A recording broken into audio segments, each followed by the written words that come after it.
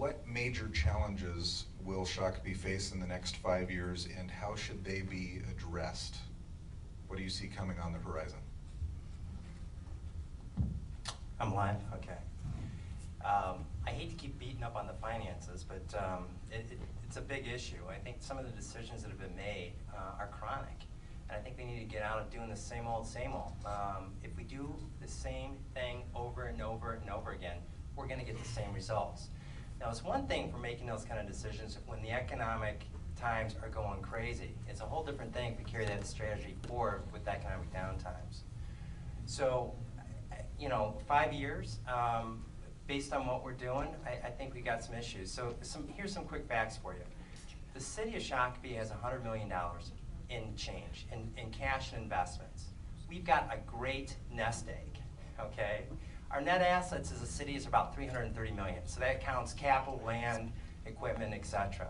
So we got about a third of our assets in cash. Last year, our net assets grew $7.2 million more.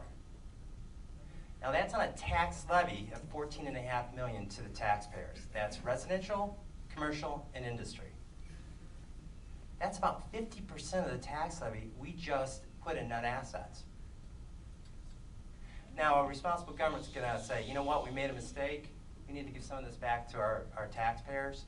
We'll subsidize 2010 tax levy. And there was some subsidy to the tune of $107,000 for next year. That's in the preliminary budget.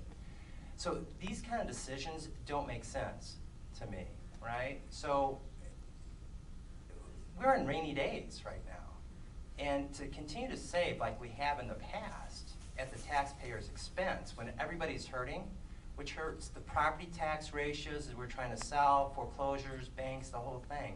It just makes it and exacerbates the problem more and more and more. So I think we need to get back to reality and realize we can't keep taxing the way we have been. And we need to start thinking about our city planning in a manner that's going to provide more of a positive return on investment to the taxpayers. Right? We're doing these developments, we're doing city planning, and it seems to me like it's transaction-oriented rather than a global system-wide strategy. Like I mentioned in the debates, we've got a library downtown where there's no schools. We got a community center that we refuse to invest anymore in it because nobody goes there. Well, the reason that nobody goes there, it's in the wrong location and it doesn't have the right amenities. But we keep putting $1 million into it. We go ahead and spend $4.5 million on Huber Park. That is a third of a year's tax levy. These are decisions that we can't afford to make in economic downtimes. Is there room to give some money back to the taxpayers? Yeah, drop in a bucket. That's a piece of cake. Now, it goes against government, which is about growing itself. So yeah, we're going to have some heartache in doing that, but it's doable. Matt Lehman, back to you. Can you answer the same question? Yeah, same question. All right. The cash reserve by the city, last I checked, was $64 million. $45 million of that is allocated to specific items, which means we can't spend pensions, retirement, so on and so forth. Need a mic. Need a mic. Okay.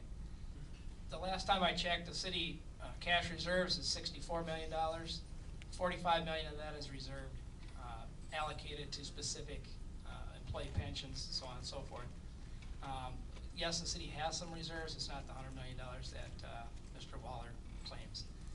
Now, as far as the library is concerned, that's a joint venture with Scott County. The city built the building, it's staffed, and the staffing is paid for by Scott County. The location is the existing location of the original library. Not a whole lot we can do about that one without working directly with the county. Really, the next 5 years, the issue is going to be economics. It's hands down. I'm a firm believer in what our leaders at the upper levels are telling us.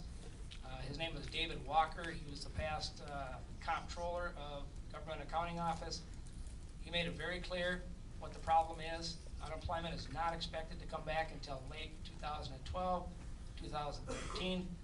30% of it will be in 2013, 40% end of 2012. We've got some issues for the next couple of years. Again, I'll say it again, 75% of our economy, both local and statewide, is consumer spending. The more we tax out of your pocket, the more we hurt our own economy. We can't go down that road. We already have collaborative agreements with Scott County and all the surrounding cities, mutual aid agreements for fire protection, public works operations. We do share equipment with Scott County and surrounding cities through our mutual aid agreements. We've done all these things, but to get to specifics of where we can save money, we overcharged the taxpayers last year $250,000 in equipment rent. How does that work? Each department, let's say you have a fire truck in your department, that fire truck costs $1 million, you pay rent over the life of that fire truck for 20 years, its life expectancy, back to the city. City puts it in a fund. When a truck is 20 years old, you need a new one. We have the funds and don't have to go to the taxpayers to buy them a new truck. So on and so forth with cop cars, dump trucks, and whatever else. The problem is that fund keeps it growing and growing and growing. So we reduced the amount we charge each department in rent. We took the $250,000, put it in a new savings account that never existed.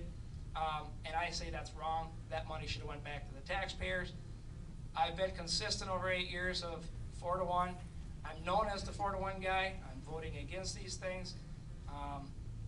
You know, I've got to respect the process, but I do get frustrated at times because I'm trying to help the citizens, and you know, maybe I'm not right all the time, but I am trying. There are things the city can do in these down economic times that we're not doing, but it takes a body. It's not one person that's going to fix that. It's going to take a body that feels the same way, and it's going to take the citizens a step forward in a process that can identify what are our core services that we absolutely have to have, and what level are we going to supply these services, and what are our secondary services that are most important to you, the taxpayers. You're ultimately supposed to be the bosses in this, and what level of the secondary services is going to be supplied at. Thank you.